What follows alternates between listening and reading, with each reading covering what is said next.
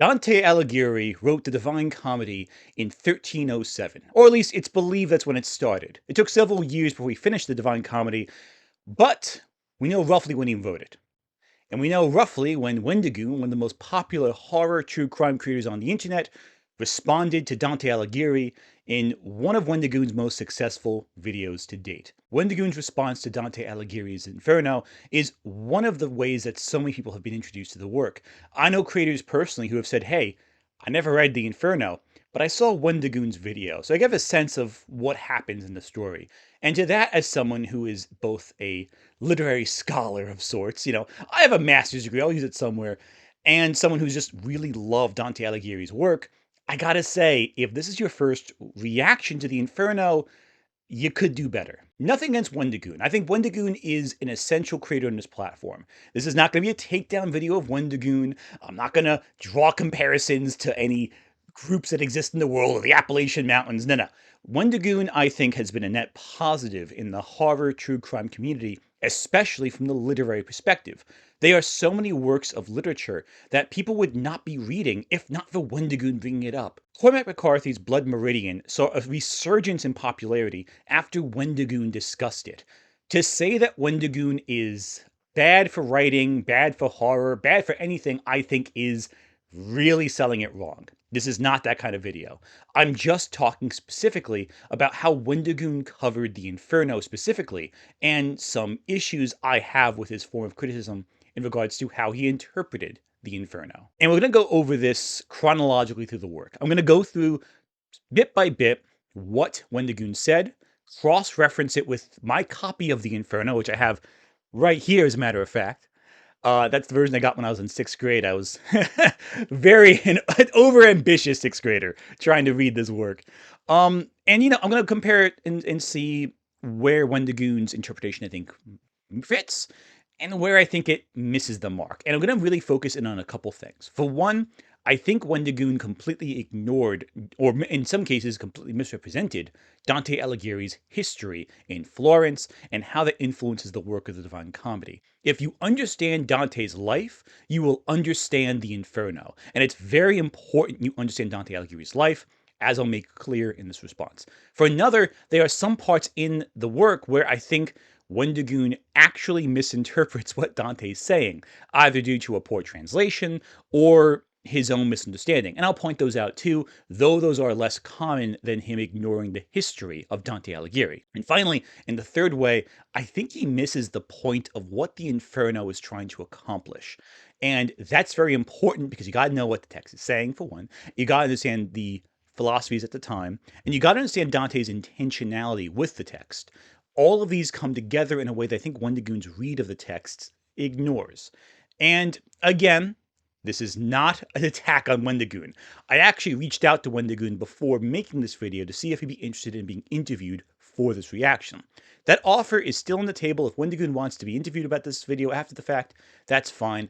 But I understand he's a very busy man. I don't want to take away from his schedule for other projects that are probably much more rewarding than responding to some nerd online nitpicking his years old Inferno review at this point. This is more for a bit of fun, and I think to introduce the idea again of media discussion as a discussion, going back and forth with different lenses, different interpretations.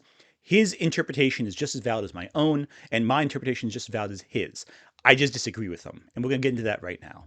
Now, Wendigoon starts off his review by saying how the Divine Comedy is one of the most referenced pieces of literature in history, and it indeed is. It's wild to me that this story isn't as covered as you think it would be. Because, like, between the different layers of hell and stuff like the Seven Deadly Sins, it's one of the most referenced pieces of media ever. I mean, if you ever played Devil May Cry, you probably noticed Dante and Virgil, they're references to the Divine Comedy. But it's not referenced on YouTube. It's not covered as a work on YouTube. I guess you never saw OSP's first video, but I digress. Dante became a poet and became particularly fascinated with old ideas of both Greece and Rome. Wendigoon starts off by saying Dante was particularly interested in old ideas about Greece and Rome, and that's true to an extent. But he's far more well known for his contributions in his work of the day. Dante Alighieri pushed for new forms of poetry. He insisted that poetry, which was traditionally written in Latin previously, should be written in the common tongue of the Italian people or the people of the region. His poetry was some of the first works to be written in common Italian, so that people of any sort could just pick it up and read it. This was something that was instrumental in codifying the language of modern Italian. This is much like how Chaucer would codify Middle English with the Canterbury Tales in his publishing work. It's instrumental to language itself, and Dante Alighieri was very particularly interested in the thoughts and feelings of ordinary people, elevating the normal to the epic. We will discuss that as we keep going. There's something else I had in common with another epic writer who would write about Satan and hell and all that being John Milton, who wrote Paradise Lost. Paradise Lost was also remarkable. While it was not the first modern English epic, it was one of the most successful early modern English epics. So again, that codified language, the same way Dante did. But anyway, back to the Greek and Roman. He saw the ancient Greek and Roman writers as in conversation with the modern day, that their works live on and influence it. What he was interested in was less Greek and Roman folklore specifically, but rather the continuity between Greece to the modern era. That level of history, how all things layer and build upon what came before. That's important. We'll get to that later as well. Now, Wendigoon outright says that he's not interested in discussing Dante's life because he doesn't fully understand the whole history. Understandable, most people don't.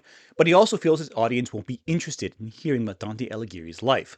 I feel this is a misstep, because if you don't talk about Dante Alighieri's life, you miss out on a whole chunk of what the Inferno actually is about. Without getting in too much detail, because both you probably don't care, and I don't think I really understand it as well as I like to think I might, Dante was alive during the time of the Holy Roman Empire, which, making it very, very simplified and dumbed down, there was the Pope and then an emperor, and the two were having fights back and forth over which one should maintain power. Dante was a very devout and firm Catholic, so he sided with the Pope, and whenever he lost a particular battle, he was banished from his home city. Wendigoon completely fails to communicate the conflict that Dante was involved in. At best, and I think at worst, doesn't understand it himself. He discusses a conflict between the Holy Roman Empire and the Catholic Church.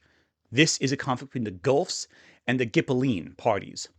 Guelphs supported Rome and the Pope, while the Ghibellines supported the Holy Roman Empire, which was centered in Germany. Dante fought in 1289 in a battle that decided this conflict between the Guelphs and the Ghibellines. It was also the last battle Dante fought in 1289 when he was a young adolescent. This was 13 years prior to his exile from Florence and 18 years prior to the writing of the Divine Comedy. So why does Wendigoon imply that some battle decided Dante's fate in Florence, resulting in his exile? Well, it's important, because I think he misunderstands something here. After that fight in 1289, two important things happened. For one, Dante joined a guild and was elected a prior of Florence. Basically, a councilman, like a major councilman that decided laws within the city-state of Florence.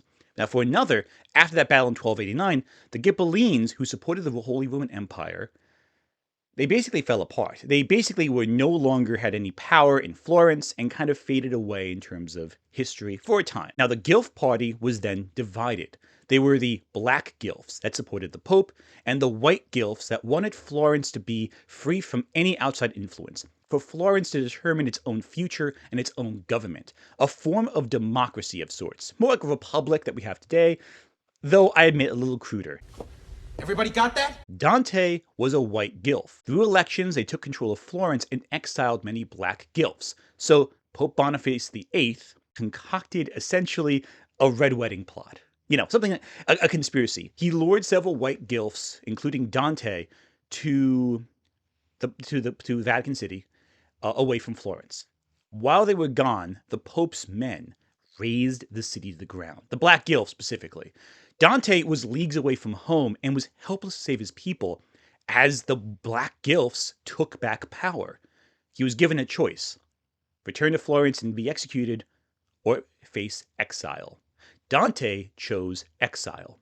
This information is incredibly important to understanding what Dante is saying throughout the Divine Comedy and throughout Inferno, which took place in 1300, 2 years prior to Dante's exile. Dante was a very devout and firm Catholic, so he sided with the Pope, and whenever he lost a particular battle, he was banished from his home city. Wendigoon implies that Dante was in support of the Pope and against the Holy Roman Empire. But in reality, Dante was against both and experienced firsthand the impact of uncontrolled tyranny from both parties. He fought against the Holy Roman Empire as a young man, and his entire life was upturned by the Pope. In fact, ironically, after 1310, which was during the writing of the Divine Comedy, Dante wrote in support of the current Holy Roman Empire to drive away the Black Guelphs from Florence. This was not a successful campaign, but again, it's ironic that Wendigoon would say Dante supports the Pope against the Holy Roman Empire, when during the writing of the Divine Comedy, he was doing the opposite in order to liberate Florence from either form of tyranny. Now, something I need to make very clear here moving forward with this. A lot on the channel, I talk about things that are serious inside of the idea of Christianity, or in other words, things that actual Christians believe are in the Bible. This is not that. You see, Dante, who really liked Greek and Roman mythology, took a bunch of characters and inspiration from those stories and then just threw them together with Christianity and came up with all these descriptions of hell and its 9 layers. And as we're going to see, and I hate even invoking this phrase out loud, but a lot of this was biblical fan fiction. There's a point right here where Wendigoon dismisses the entire Divine Comedy as just biblical fan fiction, and I think it's extremely reductive. I get why he's saying it, because it is fan fiction, but it's not just fan fiction. It is, of course, referencing tons of pre-established works in the Bible, as well as the epics of Virgil, the epics of Ovid, the epics of Homer, and we look at how these works of art and history influence our life and the political structures therein, how certain structures lead us to sin. I'll get into that later, but there's a lot going on in this work that I think is more complicated than just quote-unquote fan fiction.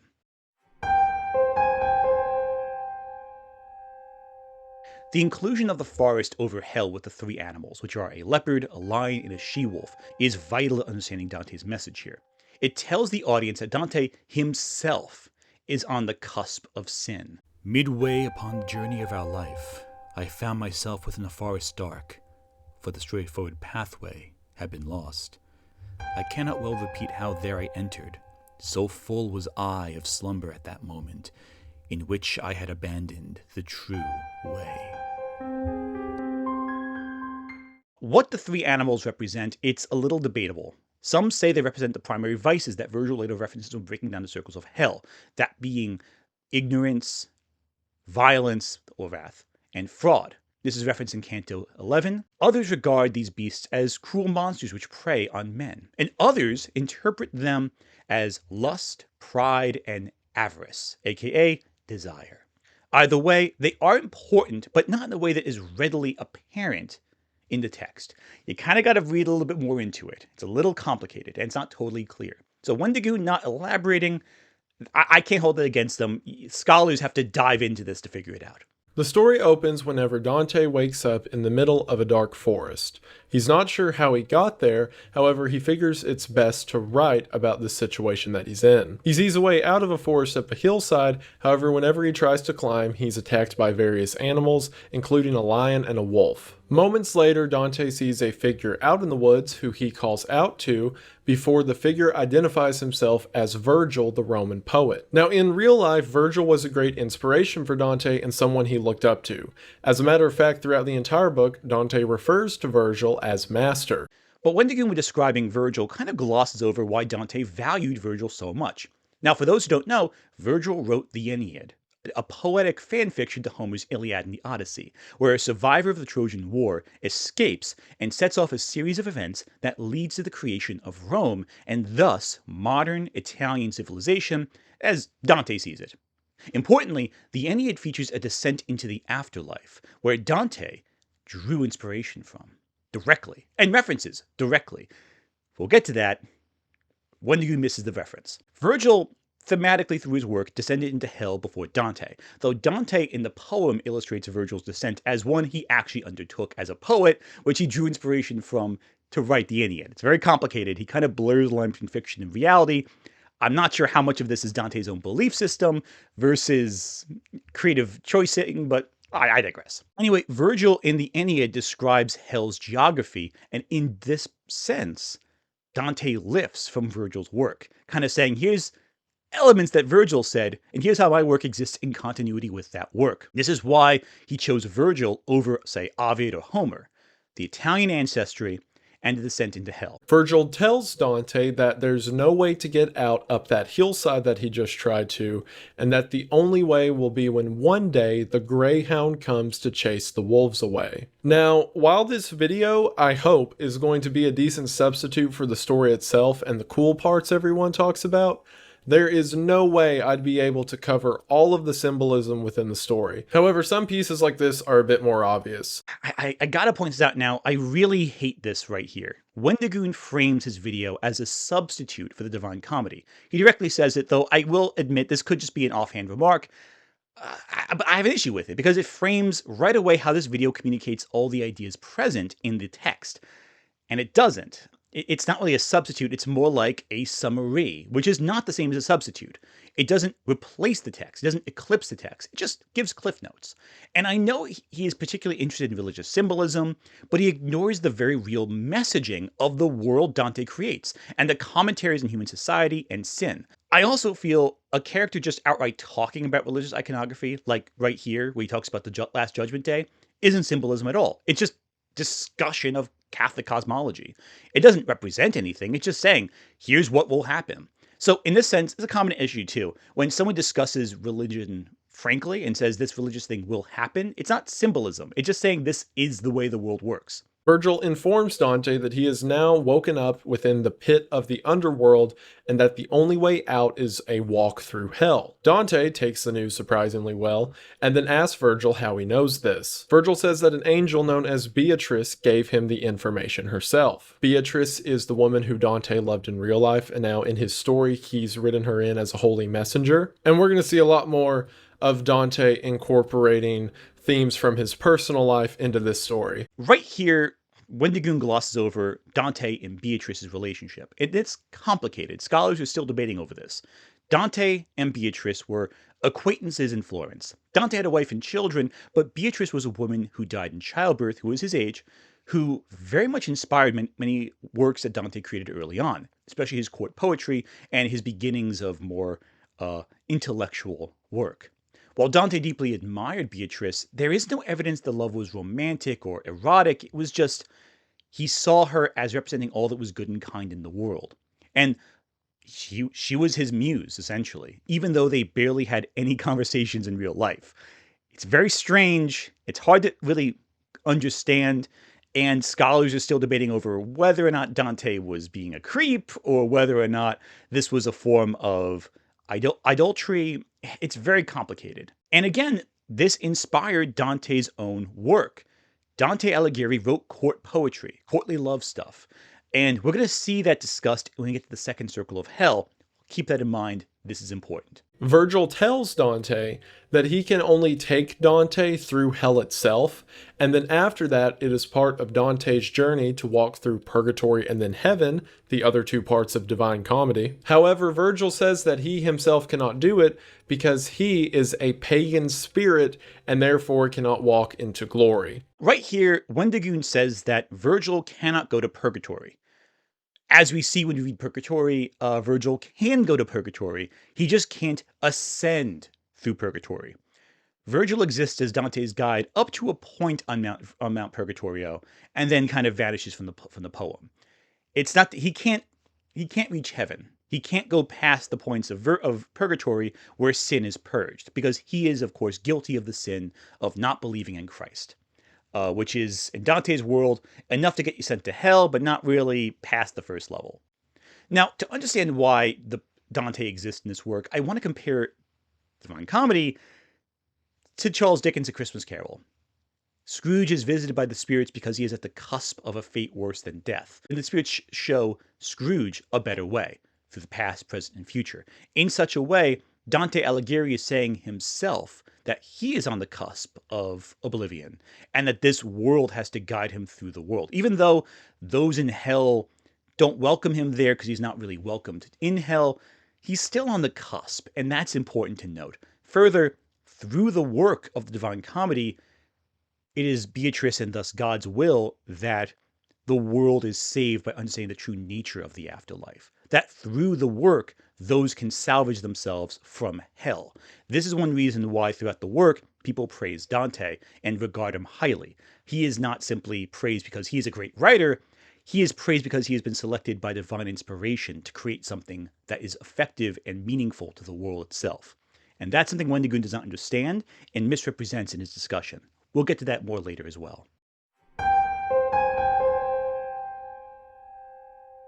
So then eventually the boat moves on and arrives at the first layer of hell, Limbo. As soon as they come into this area, Dante says that the screaming stops and instead it's just the sound of sighing, and as he describes it, sorrows without any form of torment. Now, Wendigoon does a decent job describing the first circle, but I have an issue with his depiction of the band of poets. While walking through this layer of hell, the two of them come across Homer, Horace, Ovid, and Lucan, all famous writers from Greek and Roman history. As the four of them are walking, they ask Virgil and Dante to walk along with them. Now, this brings us to a detail of this story that I haven't really mentioned up until now, but it's a little bit pretentious. And I'm saying that as someone who's making a YouTube video about a story that you could easily just read for yourself. Like, for example, these four men I just said are famous figures from poetry history who Dante's big fans of, including Virgil himself. So what happens is the four of them walk along and they're like, Virgil and the famous Dante, why don't you two come with us? And while they're walking, the other four are like, Dante, you're such a great writer. I can't believe how wonderful you are. And now look at you walking through hell. You know what? You're one of us. You're one of the greatest writers in all of history. Do you see what I mean by biblical fan fiction? Now, one major theme of Dante's Divine Comedy is that the poem will become vital to guide people into paradise. Inferno is divinely inspired by God, as per the word of Dante. Throughout the work, Dante is not praised all that much by various people in the text. Rather, he is asked to record them. People ask Dante, can you write me down? Can you put me in your work? Can you send my name out there so people remember who I am? Except for in the deepest layers of hell where people want to be forgotten. This is important because it shows that the work Dante is producing is of high importance to those in hell. They want to support Dante, at least some do, so that others can avoid their fate. That being said, Homer, Ovid, all these guys showing up and saying, hey, Dante, you're part of our club now. It is a little self-aggrandizing. He's right for criticizing that.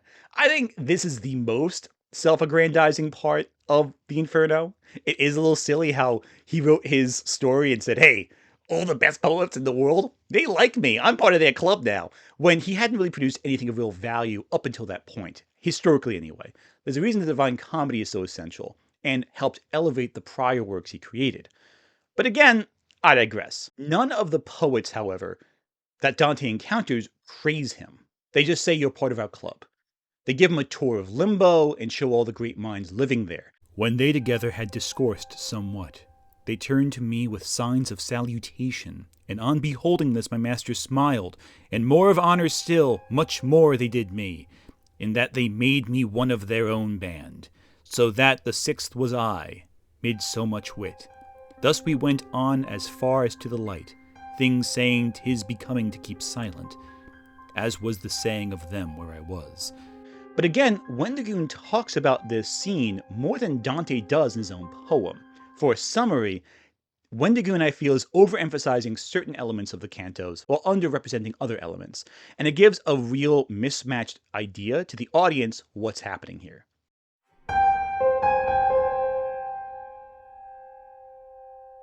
So then they continue onto their path until they begin what is the true different layers of hell. Now, Wendigoon doesn't seem to understand the conflict of the Divine Comedy, because whenever Dante encounters a monster, Wendigoon says, oh, here's a monster, They walk right past it. There's no big deal. It's like a small, quick resolution to the conflict. They move on. While walking, they come to someone known as Minos, which is again a character from Greek mythology. Just like in his story within Greek mythology, Minos is here to judge souls and determine where they go in the underworld. Dante says that whenever a soul walks up to Minos, they can't help but confess everything that they've done in life, to which Minos then throws them to the appropriate layer of hell that they belong in. Minos points out the fact that Dante's not supposed to be here because he's a still living person.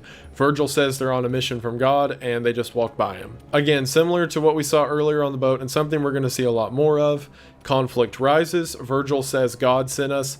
Conflict unrises. The conflict is not whether or not Dante and Virgil can fight monsters. That's the plot of Devil May Cry. No, Dante is rarely in any danger from demons, and whenever demons do obstruct his way, something happens to save them. The angel comes in at the gates of Dis to open the gates for Dante and Virgil. The demons in the Eighth Circle chase Dante and Virgil, but they really don't get anywhere. In fact, some of them tumble into their own punishments themselves. No, the reason that Dante is here is because God sent him through hell to purgatory to paradise, so we can come to understand human suffering as well as the infinite resources of God's love.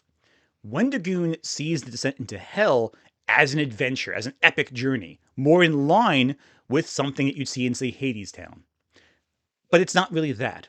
The conflict isn't whether or not Dante will survive hell.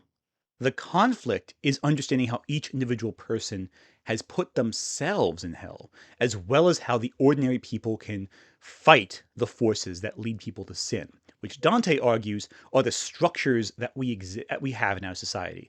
We'll get to that more later. Wendigoon also misrepresents Dante's arc. See, and this is what's really interesting about reading this story in the modern age.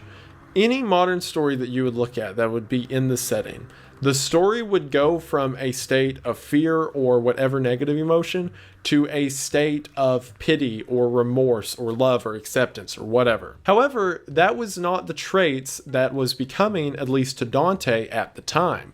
Instead, Dante's journey or character arc through this story is going from pitying these souls to being happy that this is the punishment they're receiving, because as the inscription on the gates of hell said at the beginning, this is just and perfect punishment. So according to the story, it's good that as it goes on, Dante begins to lose emotion and remorse for these people, instead viewing it as a perfect form of punishment that we should all be proud of. So in this moment, whenever Virgil says, well, their suffering will be perfect, that's not supposed to be a bad thing. That's the wise Virgil being like, now don't you worry, readers. It's going to get worse. As Dante goes into hell, he seems to become more pious. He starts off very sympathetic towards sinners before saying, oh, you deserve your fate. Oh, this is terrible. Now, Wendigoon sees that as Dante becoming more pious and more hardened to the suffering in hell. But in reality, Dante isn't so much becoming hardened to sin, but he's seeing how those in the deeper circles of hell lead others to sin, that these cause mass suffering. And his sympathy towards people who cause mass suffering is far less than people who cause suffering mainly to themselves or to individuals around them. Because by creating structures and societies that cause mass suffering to the innocent, he has very little sympathy for those guys. But he has sympathy for the lovers he encounters in the circle of lust. Dante gets really sad at seeing people in this condition and then asks to talk to two of them who explain that they were lovers in real life or the life before this life, and said that he was her husband's brother, and that one day the two of them were talking and reading romantic stories and then kissed and then had a passionate affair, to which the husband killed both of them. So now, because they were lusty and broke the bonds of marriage and all that, they're here on the second level. And then in response to this, Dante passes out again. Wendigoon really glosses over the story of the two lovers, who are driven into passion in part due to reading courtly love poems. The same kind of poems, I remind you, that Dante himself created in real life. Now, they reference specifically the stories of Arthurian legend and Lancelot and all that, and Guinevere, but Dante wrote courtly love poems. He existed in that sphere. This is vital to understanding Dante's messaging here, because Dante is attributing a great deal of power to the arts and culture that we consume. Dante is blaming the culture, which he is a part of, for luring people into lust. Now, this couple, they existed alongside Dante. They were real historical people who Dante knew in his not knew personally, but like it was discussed. It was like a news story in his day. So Dante knew these people. They were contemporary news stories to his life, and the people in Italy knew this story. And so Dante is saying how the arts that we consume can lead people to egregious sin. But I don't think Wendigoon's interested in that. He wants to see the monsters. He wants to see Paris and Helen or Cleopatra. But he ignores the actual characters we get to know in hell. He ignores the actual conflicts we encounter in hell, the human storylines. And then continuing to look at people, he sees the Mistress of Babel and Cleopatra. The reason he put Cleopatra here, not only because historically she's famous for lusty behavior, but also, like most 17 to 23-year-old males, including myself, Dante really had a thing for Rome. That's why Caesar was on a big throne in the past level. Like, sure, he has to be in hell because he didn't like Jesus, but he was still the leader of Rome, and Dante liked that a whole lot. So as we're going to see, people who were not nice to Rome, Dante is not nice to in this story, and Cleopatra had a very big hand in tearing apart some of the leaders of Rome, so she's in the second layer of hell. By my estimate, Wendigoon spends about 2 minutes focused on the tortures of the Second Circle, as well as discussing Cleopatra in particular. By comparison, he spends about 30 seconds discussing the two lovers. In comparison, in the 5th canto of the Divine Comedy, of the 142 lines describing the Second Circle, Dante spends about 1/3 discussing Minos, 1/3 discussing the punishments, and 1/3 discussing the lovers in particular. Cleopatra gets a single line. And then in response to this, Dante passes out again. Which I mind you is the second time the way the story works is Dante falls asleep and we wake up in our next location. And third, counting if technically the opening to this whole story was him just waking up in the woods. I know I'm being critical of a story written in the 1300s, and a story that admittedly was incredibly monumental when it came to ideas of fictional storytelling. However, I can't help myself. Now, Dante passing out here, that's interesting because Dante actually did that. That wasn't Dante just having a scene break. He actually he would have these fainting spells. So he'd enter into these trances and believe he saw the hereafter, communing with God. Now, what makes this complicated is that most historians believe Dante might have suffered from epilepsy. Epilepsy is not uncommon. It existed back then, and it's not uncommon even today that people with epileptic seizures will sometimes hallucinate and believe that they're seeing God or some divine force. For evidence of this, see Annalise Mitchell and what happened to her, which is horrifying.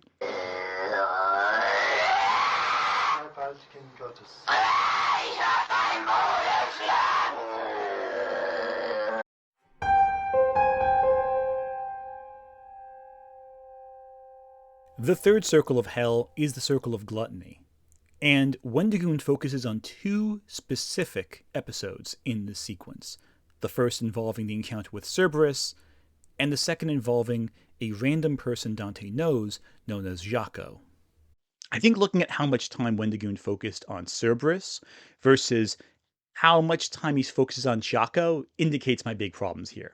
Dante then asks Jaco if he can tell him what's happening to Florence back on Earth. To which Jaco says that all he can see is Florence's future and that there's going to be a lot of war and bloodshed. This is the start of something we're going to see a lot of as we get into the deeper layers of hell, but Dante is weirdly concerned with like the modern political climate of the city of Florence, considering the fact he's on a message from God to walk through hell and heaven itself, but he keeps being like, how's the election going back home? Jaco has a vision of Florence and burning and all that. That's a vision of Dante Aligheri's exile, of the Pope's men raising Florence, and subsequently Dante being kicked out and the Black Gilfs taking over. As they're leaving, Jaco asked if Dante will write about him that he may be remembered. Now, while on the one hand, it's kind of pretentious for Dante to write in his story that the one thing these suffering souls in hell want is for I, the great Dante, to talk about them, but it does open up this interesting idea from a horror perspective of these souls are so damned and trapped down here, the only thing that they can hope is that they'll be written in books that they can never read. In this case, Jaco and the other souls beg Dante to remember him. This is important because, again, Dante is elevating the stories of ordinary people. These are not heroes, these are just small people. This is why Dante focuses less on Cleopatra and more on normal people who fell into sin, to elevate the mundane to the epic. I don't think Wendigoon's interested in that. He sees the epic and goes, oh no, this is the story. The epic stuff's the story. And he ignores that Dante isn't interested so much in the grandiose imagery beyond it creating a continuity in culture. He wants to place the mundane in the epic. And that's something that a lot of people don't really do. It is something that Virgil did, though, with his work. The Aeneid focused on a lesser figure from the Trojan War, a minor character in the Iliad and Odyssey and the folklore around it, and elevated him to an epic hero status, taking the small and raising it high. That's the key reason, and that's the continuity between Virgil's work and Dante's work, taking the small and bringing it up. I don't think Wendigoon gets this, though. He mainly focuses on the biggest stuff there, the things that his audience will recognize, and he misses why Dante spends so much time talking to randos in hell. From walking along the path, sort of along this cliffside, Dante looks down and sees what seems to be a sea of people constantly running into each other. He describes it as two separate waves splashing against each other violently over and over again. He sees that a few of them are bald, which was common of friars at the time, and he asks Virgil if these are in fact members of the church. To which Virgil says these are members of the church, half of them, and the other half are people who simply hoarded money and didn't give it to others and were greedy throughout their entire lives, now being forced to constantly fight and bicker forever, just as they fought over wealth back on Earth. Now, Wendigoon doesn't really stop to examine the importance of the members of the church being in this circle. Like, they directly say that most of the people here in the fourth circle, which is about greed, are friars and clergymen who are so rancid and rotten and torn apart that they're indistinguishable from any other Cretan there. In the sense that, despite all the greed we may have in life, at the end of the day, we are all alike in sin and death. And I, who had my heart pierced as it were, exclaimed, My master, now declare to me what people these are, and if all were clerks, these shaven crowns upon the left of us. And he to me, all of them were a squint in intellect in the first life. So much there, with measure, they no spending made. Clerks, those who no hairy covering have on the head, and popes and cardinals, in whom doth avarice practice its excess. Now, again, Wendigoon keeps saying that Dante was a church loyalist, but he doesn't question why a church loyalist would put so many members of the clergy in the hell circle for greed. I don't know. I think that's a cue of something. Now, wrath and anger is honestly such an interesting discussion because, again, if you notice, the demons in hell aren't really here yet. The demons don't show up until we get to the city of Dis. Prior to that, we're torturing each other. You know, greed is us throwing ourselves against one another. Wrath is us throwing ourselves in the river, ripping each other to shreds, ripping ourselves to shreds. And that's a theme that we have to discuss, that we are targeting each other. Sin doesn't come from hell. We're doing it amongst ourselves, which is a key element in discussion. It's a radical idea for the time, because previously people would say that sin came from hell, that Satan tempted us. But really Dante is saying, hey, I have seen evil. It comes from in here. It's not out there. We're the evil. We're capable of it. That's why so many people from Florence are in hell. Why the church, while the Holy Roman Empire, while society of Dante's days is burning. Because Dante is saying that we are capable of great evil. And yeah, there's Attila the Hun over there, whatever, but we're the source of sin. It's in here. We're capable of reinforcing it and doing it.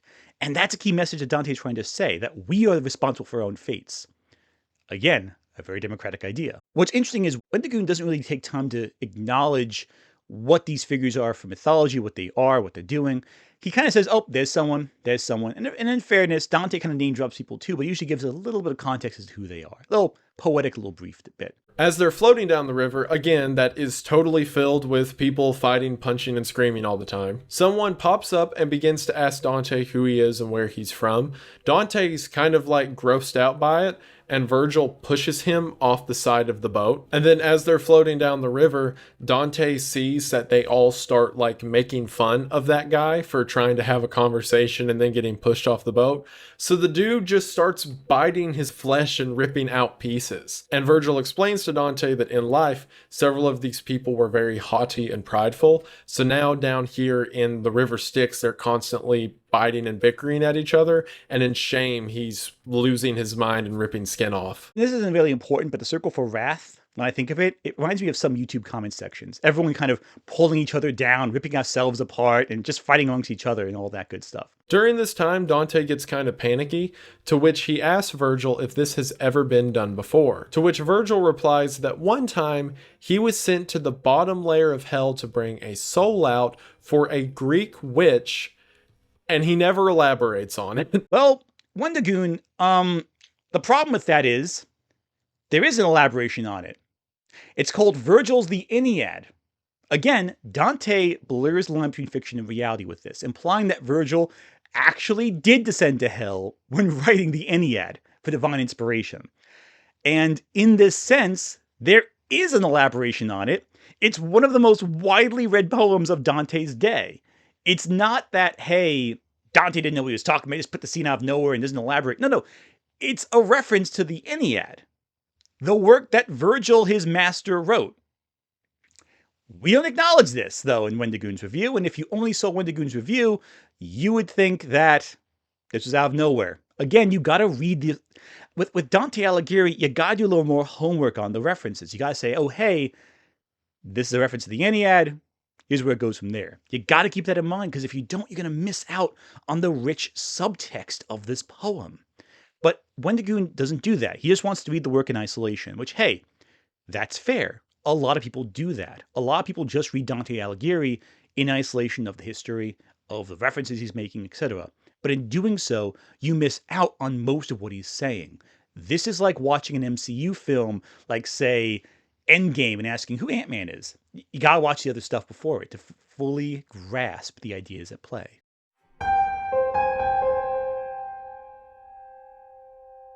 So then, stepping through the gates into the city of Dis, the two come into the sixth layer of hell, Heresy. This is a thing that isn't as common today as it was in the 1300s, but short version is that heresy is straying others from the path of God or away from truth by means of some form of deception or misguidance. Now, one thing I struggle with is how Wendigoon will say, oh, this sin isn't really much of a thing anymore. In this case, heresy. Heresy!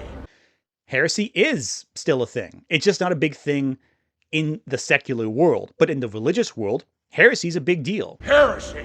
But the thing I think that he's not getting is that Dante Alighieri's Inferno is not really about religion only. It's also about politics. So what's the torture in the sixth layer of hell? Well, it is these tombs that are cut out of rock and laid along each other that people are laying down inside of, and they're constantly being stoked with flames, essentially making a burning stone coffin that the heretics have to lay down in. And these fallen angels of the area make sure that everyone's laying down and participating in the suffering. While walking through this, Dante asks Virgil if he can ask any of the souls if they know what's happening in Florence, because only Dante could be walking through one of the most tragic and horrific ideas of eternal suffering imaginable, and being like, I really have to know about how the war effort's going back home. He begins asking around and comes to someone known as Farinata, who in the real world had a feud with Dante's family, the two families being on opposite sides of that whole Pope-Emperor war I talked about earlier. However, to his surprise, this soul asks Dante if he has any knowledge of what's happening in Florence. The soul then explains to Dante that the way it works is that souls in hell can see the past and the future, but not the present. This in itself is its own kind of form of torture. For example, imagine if you were concerned about your family and all you could see is that 100 years from now, like your house won't be there or the country will be destroyed, but you have no clue what's happening right now. Farinata, that we references here, he's actually a Ghibelline. So what Wendigoon is saying about the conflict with the Holy Roman Empire and the Church, that's accurate here, but he's conflating that conflict with the conflicts that led to Dante being banished from Florence, and they're separate. So, I think he's misrepresenting it here. Kinda. But Wendigoon, throughout this whole section, is more interested in the cosmic horrors of hell than the ideas presented in the poem, which I think is a mistake. I don't understand what Wendigoon means, though, when he implies that humanity isn't present in this poem. As Dante's talking to him, someone named Cavalcante sets up in the tomb next to him and recognizes Dante. See, this guy is the father of one of Dante's friends. So whenever he sees Dante, he says, "Do you know where my son is? Is he still alive?" To which Dante, when referring to him, refers to him in the past tense, saying something to the effect of, "Oh, well, maybe he hadn't lived that way." And the father, inferring from this that his son is dead, begins crying and then seeps back down into his tomb. That's like a weirdly human moment for this story. Everyone's so concerned with politics and kingship. To have a father set up from eternal torture just ask if his son's okay, and whenever he figures out he's dead, to see him crying as he lays back into his burning coffin is a weirdly human moment. But forget all that, because Dante wants to know more about Florence. Like right here, it mentions that this scene is very human story and a story concerned with kings and queens and gods. But that's not really the case, because Wendigoon's been skipping over the human elements. He's been ignoring the lovers that get anguish. He kind of glossed over Chiaco and all of that. He glossed over that because it didn't interest him. This moment is humanizing. It is good. But the problem is that Wendigoon's summary of the poem doesn't reflect that. He focuses more on the monsters. He doesn't acknowledge how a lot of these people who have committed sin are victims of greater forces. This is why that one pope is stuck in an own catacomb in the middle of between circles 6 and 7. So the two of them decide to take a seat in front of a giant vault. On the front of the vault, it says, "Pope Anastasius I hold, whom out of the right way Photinus drew." Again, this is one of the popes from history that Dante does not like. So he places him in his own vault in between the 6th and 7th layer of hell. And he never says what's happening to him in there. It's just like, hey, here's a vault. There's a pope in here. And that's all you get to know about it. By the way, fun little thing. Pope Anastasius II is one of the only popes to not be canonized as a saint in the Catholic Church. Just saying. Also, some scholars think that Dante put the wrong Anastasius in that tomb. But, that's more of a theory than anything else. And it's also why Dante, at this point, starts to show less sympathy for the sinners in hell. Because previously, it was sins of ignorance, mainly. It was sins of our own selfish desires, or what have you, that hurt ourselves more than anyone else. But now we're getting into more destructive sins that hurt others. Heresy being one of them. Sins that draw you away from God. And in doing so, we get into Dante's less sympathetic arc. Because the sinners now are hurting those around them. But even in this section, with Circle 7 coming up, he still has sympathy. It's in the last 2 circles where Dante completely loses all hope for humanity because, frankly, the people there cause destruction for others in a grander sense. So having rested, Virgil and Dante continue their journey into Layer 7, Violence. As they're walking along this path, a minotaur comes in their way, to which Virgil insults it.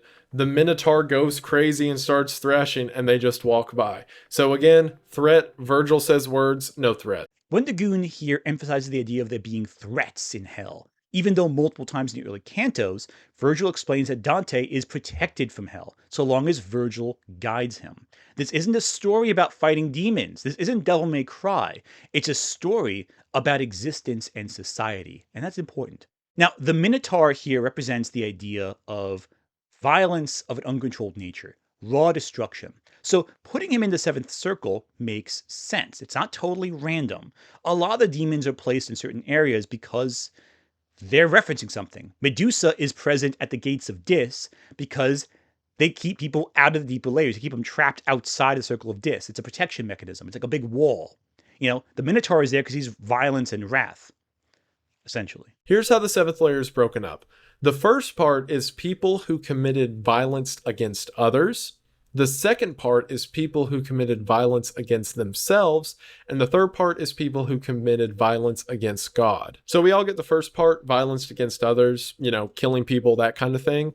However, the second part, violence against yourself, is more interesting. This is the part where I want to amplify the fact that this is not what the Catholic Church believes. According to Dante, it is worse to commit violence against yourself than someone else, because committing violence against yourself is directly denying the gift of your body and life that God has given you, and that's worse than getting angry and taking it from someone else. So because of that, people who are on a lower level than people who killed someone else. And then the violence against God means doing unnatural things. So for example, bestiality is down there, along with, and this is the part I really want to amplify, the church does not believe this. This is not religion. This is a man who fought in a war in the 1300s, including homosexuality, because according to Dante, that was such a violent, horrific action against God, and they got to go straight to the bottom. And while in the 1300s, it was generally frowned upon, especially by members of the church, people weren't the fondest of him saying that it's worse than murder. Obviously, by today's standards, it's laughable. But if in the 1300s you could say something bad about gay people, and even the Catholic Church was like, you think you may have taken it a little too far? Now, this is where we get to a point where Wendigoon mentions that there's a segment of the Seventh Circle, which is violence, that he feels is not reflective of modern religion or even Dante's contemporary religion. This is demonstrably false, specifically in regards to harm to the self. The idea at the time was that violence against the self was to disrespect the gifts that God granted people. Now, that's important because if you hurt yourself in a way or broke against God's ideas, you were being treated as though you were defiling God's own creation. And that is a belief that still exists to this day in certain Catholic communities and in certain religious institutions. To this day, those who, YouTube doesn't like it when we say these words, do a certain action to the self that results in the passing on of the soul. I'll say it like that. They aren't always giving Catholic funerals. Some are, but it's only a recent development. Wendigoon is softening the image of the Catholic Church to kind of gloss over the actual dangerous stuff the Catholic Church has promoted, which I don't respect as a Catholic. I think that's really a dangerous mentality to have. Kind of glossing over the blemishes when you should be acknowledging the blemishes, especially in a work like the Divine Comedy, which is all about criticizing the blemishes of society. And we'll get to that more explicitly from this point on. So as they're getting closer to the river, Dante realizes that along the riverbanks are standing centaurs with bows and arrows. Virgil explains that they're on a passage from God, and the centaurs explain that their job here is to make sure that no one crawls out of the boiling blood river. So if anyone tries to crawl out, they just shoot them with their arrow, and then they fall back into the blood. Now, what's interesting is that the mythological figures are aligned with the demons in this part of hell, because the mythological figures, again, are from different folklores. They're not really demons in the sense that we have them as, that we understand them as today. But hell is kind of, we're going to find out, kind of leaderless. The one in charge of hell is not Satan. It's God in Dante's world. Satan is a prisoner of hell, just like so many of the monsters and demons within. The citizens of hell torment each other, but are all subsequently victim to each other. Well, we see demons put themselves into punishment by accident, and then they're tortured too. So again, we are, and it is going to be seen involving a snake that's really important that Wendigoon misrepresents, that involves the tortures that we inflict upon ourselves in more detail. But again, it's the idea that in hell, we're not punished by Satan. We're punishing each other. And even the demons in hell, like the fallen angels and all of that, they're also suffering in hell. They're also trapped in here with us. And that mentality is ignored by Wendigoon, that we ourselves are all subject to the same torture. But I digress. Dante rides on the back of Nessus, a character from Greek mythology, as Nessus carries Dante across the river. I imagine this to be a very romantic moment as Dante sets on his horse spine. And Nessus points out a few figures to Dante. For example, he shows him Alexander the Great, who killed a lot of people in his conquest for glory. And he points out that the river gets deeper the closer you go to the middle. So the people who are up on the sides and can still, like breathe in the boiling blood are ones like Alexander the Great. But if you get closer to the middle, there are people completely submerged, like Attila the Hun. I think also it's interesting how Attila the Hun is in the circle of raw violence so deeply against others. And I'm going to emphasize why that's interesting when we get to the later circles, where we talk about more societal harm being done. Because apparently Attila the Hun, Dante says he's just raw destruction. He just caused a mess everywhere. But he's not holding Attila accountable for the more systematic sins that we see in the later circles of hell. And we'll get to that more in circles 8 and 9.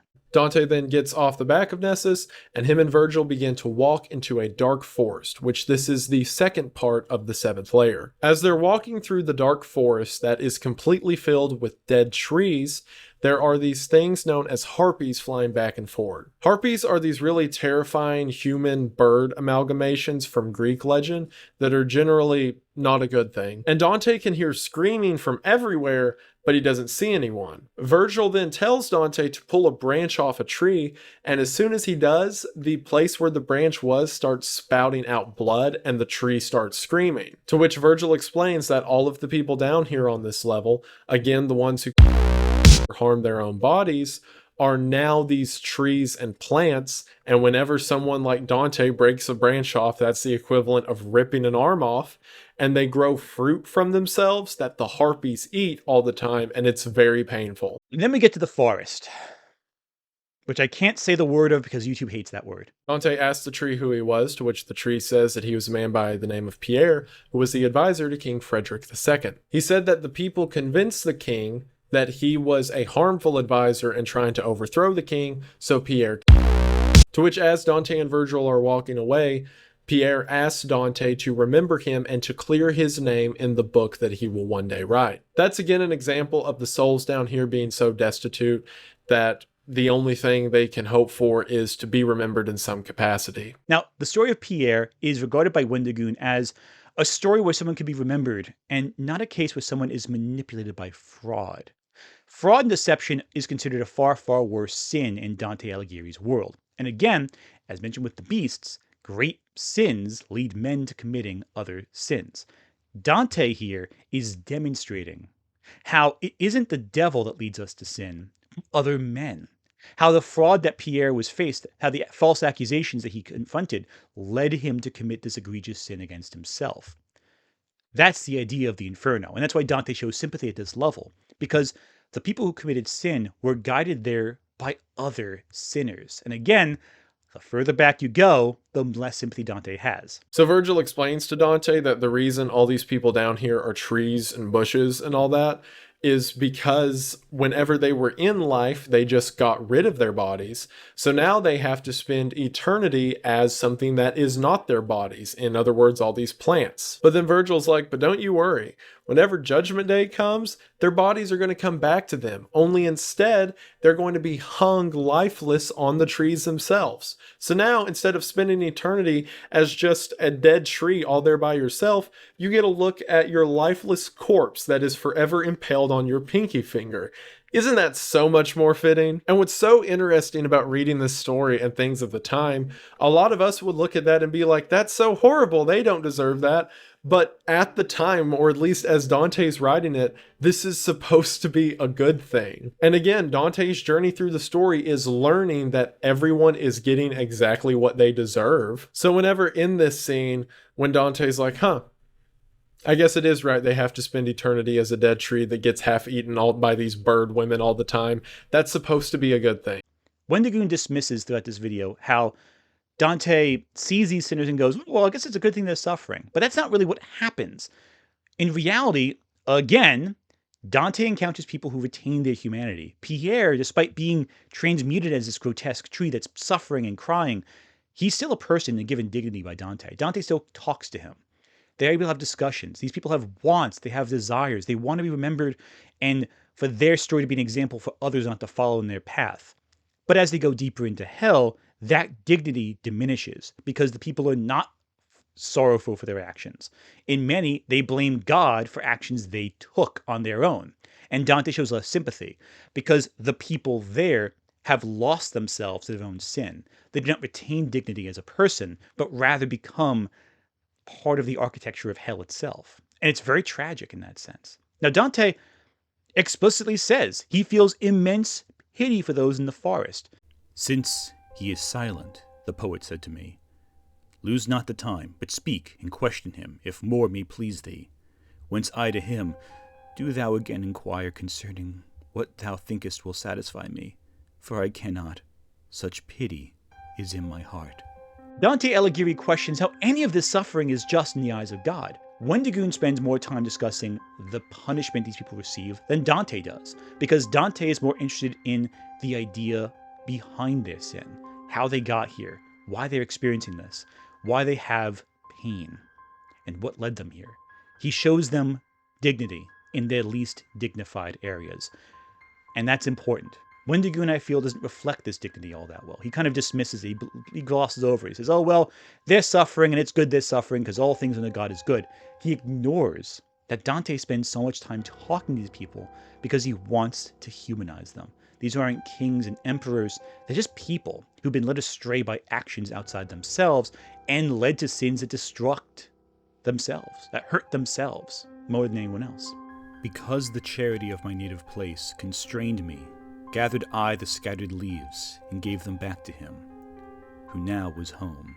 So Dante and Virgil begin walking in the direction of where the two men came from, and they eventually come to a giant clearing that is filled with sand. And this clearing itself is surrounded by the dark woods that they had just walked out of. This sand pit is the third part of the seventh layer. So he sees all these naked people walking about, all moaning and groaning, and a few of them are laying down. However, Dante points out that their screams are by far the worst. He then notices that there are these flakes of fire that are falling from the sky that he describes as looking like snowflakes. Only instead of snowflakes, they're again pieces of fire that hit the sand and make it scalding hot. Virgil points out that there is a river nearby that the two of them can walk along because the waters of the river make stone out of the sand that's not hot and they can walk across. While walking along the bank, Dante asks Virgil where these rivers come from, to which there's this weird description that doesn't really go anywhere, but I have to mention it, it's too weird not to. Virgil says that underneath the island Crete, there's this giant creature, and again giant, that is very similar to the description of Nebuchadnezzar with Nebuchadnezzar's dream in the Bible. So in other words, it's this thing with a head of gold, a body of silver, feet of clay, and I think thighs of brass. And he says it's crying all the time underneath the island of Crete, and the tears go underground into the underworld, and that's where all these rivers come from. And that's never elaborated on. I almost feel like in some of these cases, Dante had to be sort of trolling with it. Because it's like, oh, you want to know where the water from hell comes from? Well, there's a giant stone statue thing underneath Crete, and it cries, and that's where rivers are from. Any other stupid questions? Now, this section right here about the rivers, this anecdote, is missing a lot of context. In the mid-sea there sits a wasted land, whose name is Crete, under whose king the world of old was chased. There is a mountain there, that once was glad with waters and with leaves, which was called Ida.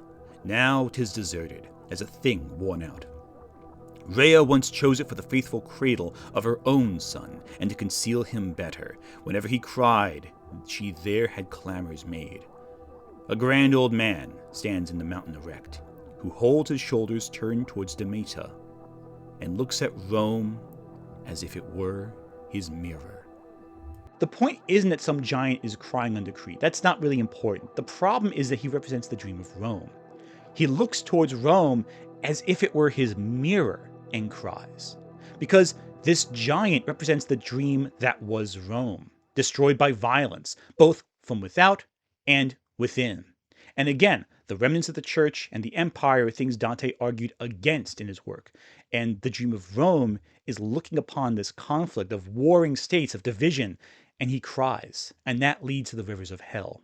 But Wendigoon isn't interested in these ideas. He thinks, oh, crazy cool monster. What's going on there?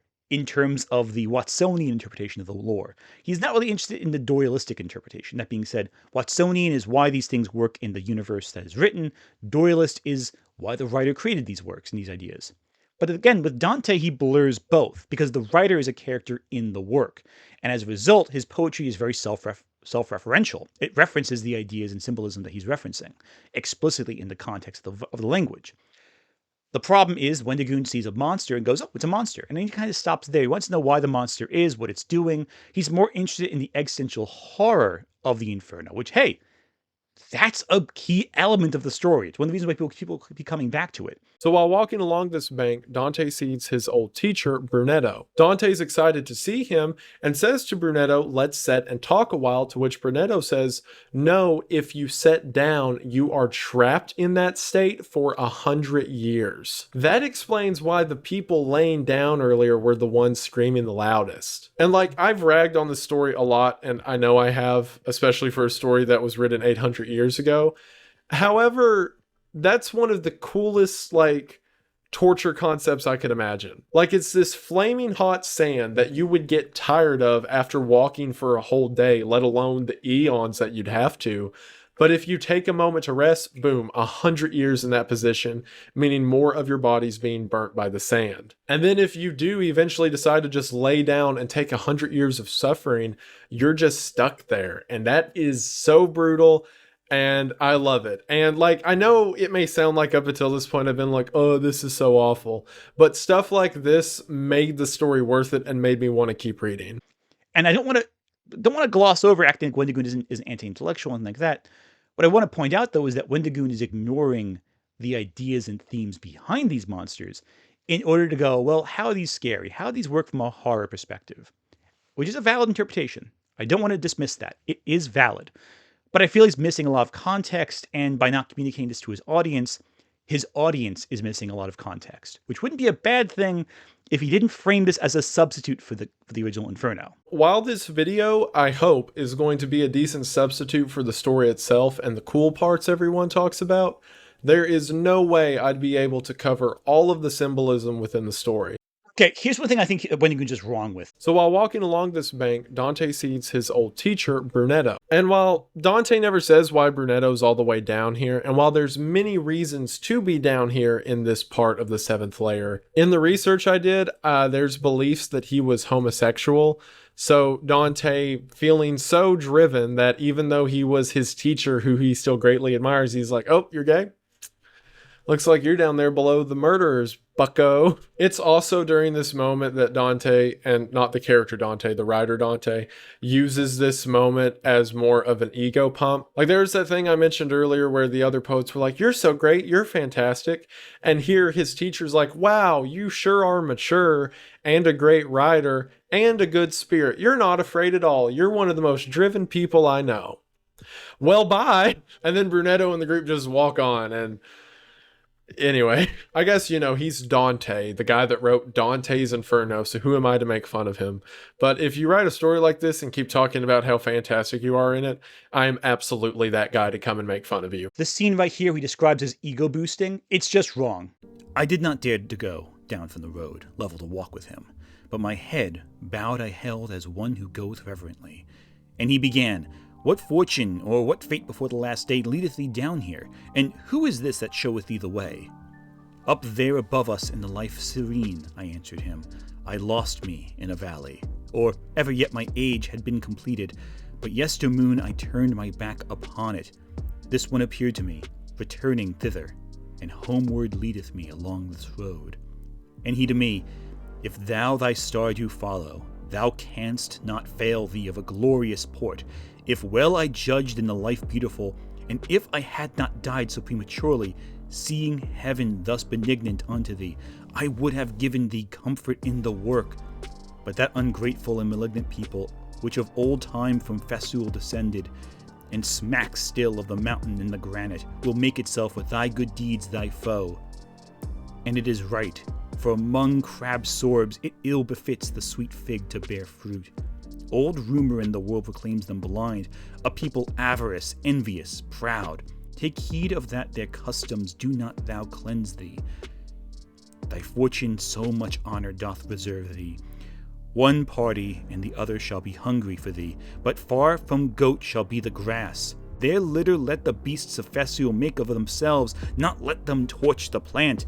If any still upon thy dunghill rise, in which may yet revive the consecrated seed of the Romans, who remained there when the nest of such great malice it became. If my entreaty wholly were fulfilled, replied I to him, not yet would you be in banishment from human nature placed, for in my mind is fixed and touches now my heart the dear and good paternal image of you, when in the world from hour to hour you taught me how a man becomes eternal. And how much I am grateful. While I live, behoves that in my language be discerned. What you narrate of my career, I write, and keep it to be glossed with other texts by a lady who can do it, if I reach her. This much I will have manifest to you, provided that my conscience do not chide me, for whatsoever fortune I am ready. Such hansel is not new upon thine ears. Therefore let fortune turn her wheel around, as it may please her, and the churl his mattock. Brunetto is saying the journey Dante is taking is good and will salvage souls from condemnation, while Dante laments how he couldn't save this man he dearly loved from this fate. Dante is in mourning that this man he cared so much for is in hell. In a part of hell with violence against God himself, against the gifts of God. And again, these scenes are reflective of the power of Dante's work to dismantle how people sin and the consequences of sin. This isn't an ego pump, it's the thesis of the poem, that this work is divine because it is going to help those who read it and gain divine inspiration therein. And while Virgil talks to the Geryon, he tells Dante to go talk to 3 other people who are standing on the edge of the sand. And whenever Dante walks up to these 3 guys who are sitting down in the sand, they're all holding these purses and just staring at him. These guys are known as usurers, which again isn't really a thing now, but they were essentially loan guys, or in other words, they loan people money at high interest and then prey upon them to take it back. Now, right here is a section I think Wendigoon misses the mark entirely. Wendigoon says that usurers aren't a thing now, but they are. For context, usurers are essentially loan sharks and moneylenders that give predatory loans. In other words, they're the same people responsible for the 2008 Great Recession.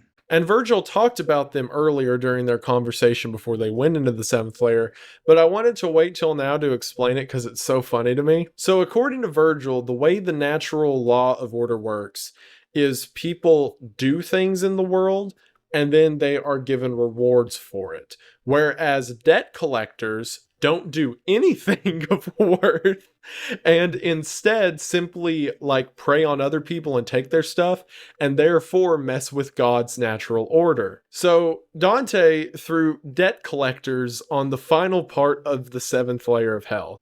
The people who exploit the poor and those who need money to profit for themselves. And this marks a transition into fraud, one of the deeper layers of hell, that is so deep that you need to fly down with a griffin to reach it.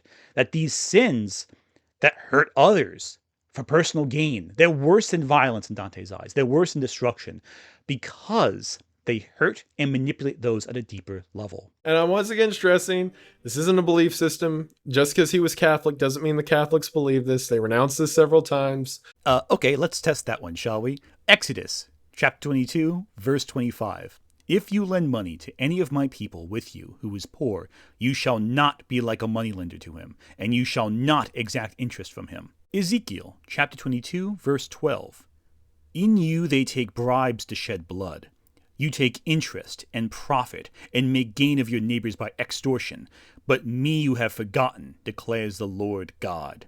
Ezekiel chapter 18, verse 13. Lends at interests and takes profit? Shall he then live? He shall not live. He has done all these abominations. He shall surely die. His blood shall be upon himself. Yeah, I have no idea why anyone would think the Catholic Church believes that usurers are bad. I couldn't guess. Couldn't figure it out. We then enter the 8th layer of hell, which is fraud. Again, as mentioned earlier, the idea that Dante is getting across is that God specifically hates those who betray kindness and love, so therefore fraud is so deep in hell. This 8th layer has 10 different sub-levels, and the way it's arranged is these 10 sort of stone trenches that are dug out, or these sort of pits, that different people are punished for different kinds of fraud within each one. Aside from Wendigoon's descriptions of why fraud is dangerous to God, consider how fraud led to so many prior sins. It is the root of evil, which is why it is so deep and why there are so many variations of it in the circle. Fraud Dante sees as the means through which all the previous layers happen, that it leads to them committing sin. And this is why Dante sharply loses sympathy for so many souls in this area. Because as Dante sees it, these aren't just sinners.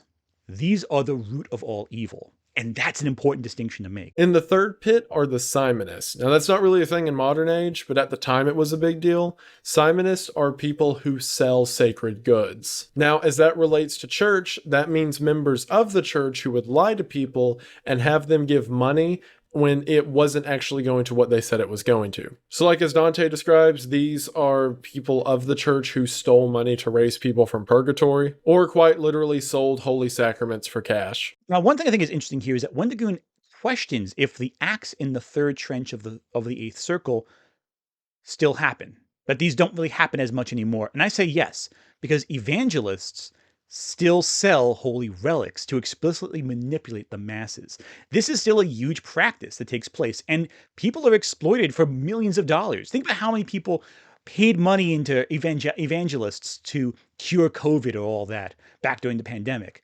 Or they sell these phony relics for profit. Like, oh, here's Padre Pio's tears, meanwhile it's just water from a spring, you know? They still get exploited all the time.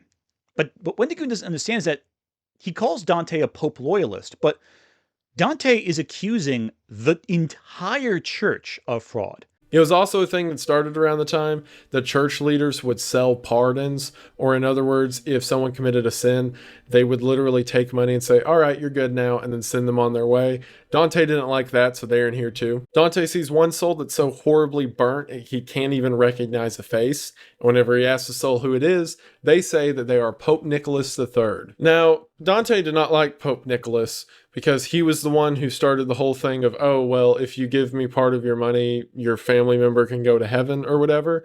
There's a reason why all these popes sink deeper into their holes when a new one comes in, because they're the foundational elements that builds upon the fraud that continues to this day. And then Nicholas mentions a really creepy fact. He asks, because, you know, his eyes are gone because he's so horribly burnt. He asks whenever Dante comes, he says, is that you? And then refers to the next pope.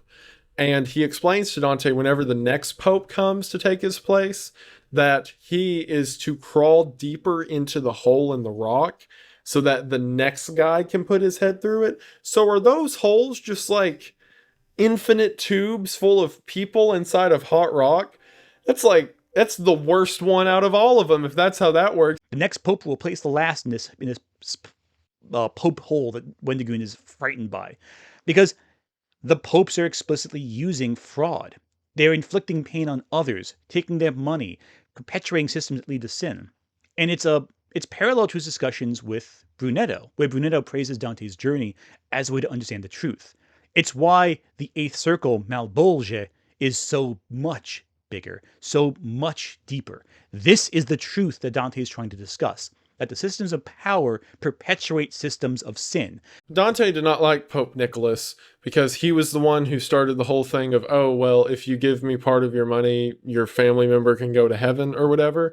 So him being a charred, burnt remain just tells him off and is like, you know how much Jesus charged Peter to go to heaven? Nothing, because salvation's free, because Jesus paid for it. And you know what? I'm glad you're down here, and I'm glad you're burnt to death. And Virgil begins praising him for it, because as I mentioned earlier, the character arc is not character goes from being bad person to good person like we would think. It goes from character feeling bad for people to yelling and screaming at them and saying they deserve it. These people, the popes that Dante criticizes, are so monstrous because they exploited the masses, they knew the truth, and lied anyway. for personal profit and perpetuated systems of power and violence by offering pardons prematurely to those who would commit sin that would benefit the Pope. All for money. And Dante explicitly gets this. And this is what the Divine Comedy is all about. All these people who committed sin before, they're all led to sin, not by the devil, but by the church, by the government that we have subjected ourselves to. And that is what Dante is so radically pointing out in this work. It's one of the reasons why the Divine Comedy is such an effective piece of literature, and it's something that Wendigoon doesn't acknowledge at all. I think because he's not interested in it. He wants to talk about the monsters, which, hey, that's fair. The monsters are cool. But the real monsters are the people who perpetuate sin. Not Satan in his world, but the institutions that mankind is governed by. And that's why Dante talks so much to the ordinary people in the top levels, and why he demonizes and hates those at the bottom level, the kings in charge. Dante criticizing the Pope is vastly different than Dante showing sympathy towards the lovers lost in lust, because the Pope's sins have a far bigger impact in the world than anyone else's up there. That's important. That's why Dante criticizes the Pope to his face, and why Dante cries for the lovers lost in lust in the second circle. This is why politicians who take bribes are punished here as well, because these are people who have power and abuse it or exploit it to hurt others. I think it's important to remember that Dante was an elected official in Florence. He was part of the priory. And so he saw firsthand how money traded hands and deals that could cause harm slipped through. Keep in mind again, Attila the Hun, circle of violence. The Italian government that Dante was in contact with frequently, they are in a deeper source than that. He's saying that Attila, now granted, there is a discussion to be made that maybe saying Attila the Hun is just some chaotic savage is pretty racist. That's a discussion for another day, and you're probably right with that, and I would agree with you. But Dante is writing this for the Italian people. He's saying that, yeah, you think that Attila's a monster? Well, guess what? The real monsters, they're your neighbors. They're the people who you pass in the street all the time. They're the people who you pay tribute to constantly. You think you think Attila's a monster? No. The real monsters, they're in our cities. They're behind our walls. They're with us now. That's Dante's message to the Italian people who he's writing to, not in elevated Latin, but in the common Italian tongue. There are only two horror stories that you can tell. I mean, there's two basically templates of a horror story. And very quickly, I can illustrate them. If you imagine we're all sitting around a campfire in the old days, and the medicine man is standing there. And we're a tribe, and he says, let me tell you where the evil is. It's out there beyond the darkness. It's the other tribe. It's the beasts in the woods. That's the evil. That's one story. The evil from outside. Same situation. We're in a circle around a campfire. The medicine man or the holy man stands up and says, I'll tell you where evil is. It's right in here. It's in our human hearts. It's in us. That's evil on the inside. Two stories. He's telling the people, hey, I have seen evil. It's us. We're the monsters. That's why most of the people in the deepest circles of hell, they're not the far-off beasts. They're Italians. That's a key element that Wendigoon completely ignores. The seventh trench is by far the weirdest one. So the seventh trench is for thievery.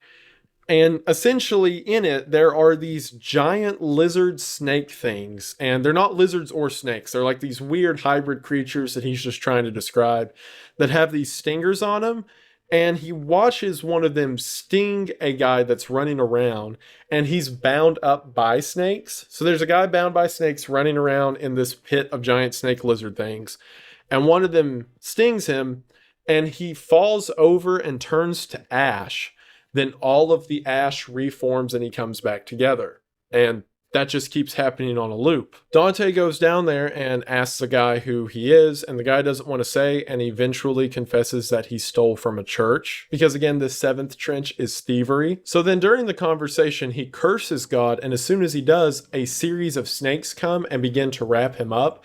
And as they're wrapping him, Dante's talking about how much he hates him and how deserving he is of this punishment. So I want you to imagine Dante standing there at the edge of a trench he just came to. This guy's probably probably been suffering for, 200-300 years. And Dante is like asking him what happened. And then the guy was like, yeah, I'm not the biggest fan of God. And immediately snakes wrap all around him. And as he's laying there like suffocating, frothing at the mouth, Dante's like, I cannot believe your insolence. Well, let me tell you, as someone of a higher position, that you are wrong. Good day, sir. Then we get to the thief who yells at God in the scene in Canto 25. And I think that Wendigoon completely misses the mark here. It's not that the thief doesn't like God because he's suffering. It's that despite his own actions leading him here, he blames God for what's happening. He is unrepentant for his sins, which is unlike most of the other sinners Dante's encountered thus far. And his lack of repentance is something Dante hadn't seen in the earlier levels of hell. And the deeper they go, the less self-reflection the sinners seem to have.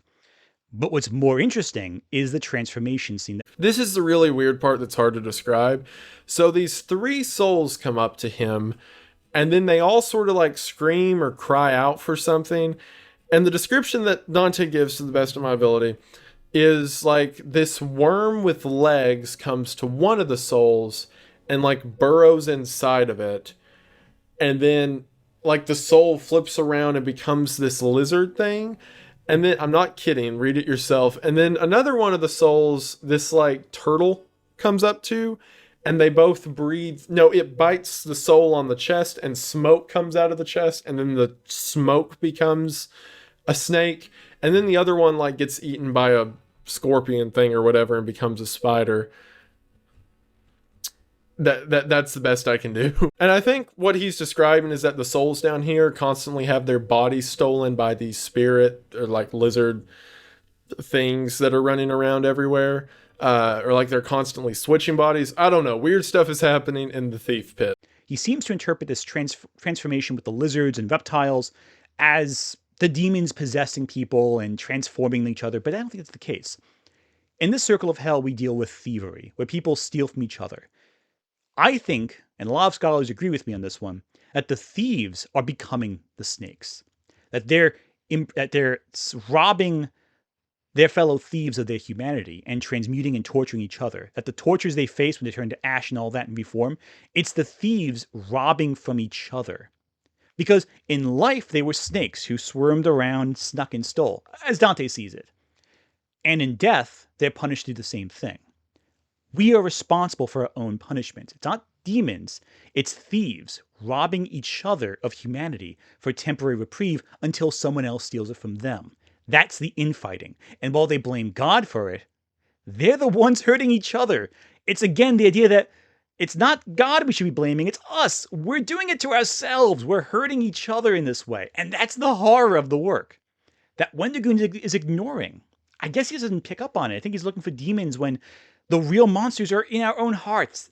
It's us. We're the monsters. But I think one thing that Wendigoon really misses the mark on is the Ulysses story. So anyway, they come out of that pit and then they go to the eighth one, which whenever they see it, it's like this long expansive area. And there's these little fires everywhere that Dante describes as looking as fireflies. And then Virgil's like, yeah, underneath every one of those little fires you see is a soul burning all the time. These are the evil leaders and counselors, or in other words, people who led others to death or treachery with their leadership. For example, one person down here is Ulysses from the Trojan horse story, who says that after all of that happened, he decided to get all of his men together and sail across the seas forever. However, at the time, 1300, they thought that the world ended at a certain point. So his story is that Ulysses went too far and literally went off the map and everyone with him died. So now he's punished down here because he led men to death with his own insolence. As Wendigoon puts it, Ulysses, after the Odyssey, took his crew and traveled off to the edge of the earth. The world was flat. He traveled too far, past the Pillars of Hercules, off the edge of the earth. This is not true. This is completely wrong and not at all why Ulysses is here. Ulysses lured his crew to an adventure too far beyond anything that he knows. So he already lured his people down a false path. Okay. However, I'm going to read the whole thing right here from Canto 26 to show you what actually happens. And you're going to see explicitly, it's not the edge of the earth that Ulysses saw. And having turned our stern unto the morning, we of the oars made wings of our mad flight, evermore gaining on the labored side. Already all the stars of all the other pole that night beheld, and ours so very low it did not rise above the ocean floor. 5 times rekindled, and as many quenched, had been the splendor underneath the moon, since we had entered into the deep pass, when there appeared to us a mountain, dim from distance, and it seemed to me so high as I had never any one beheld. Joyful were we, and soon it turned to weeping, for out of the new land a whirlwind rose, and smote upon the fore part of our ship. 3 times it made it whirl with all the waters. At the 4th time it made the stern uplift, and the prow downward go, as pleased another, until the sea above us closed again. What Ulysses saw was not the edge of the earth, it was the mountain of purgatory. He traveled to the other side of the world, and a storm blew in and drowned the ship. He didn't fall off the edge of the earth, he found the other side of the earth, which is part of Dante's cosmology for the Divine Comedy.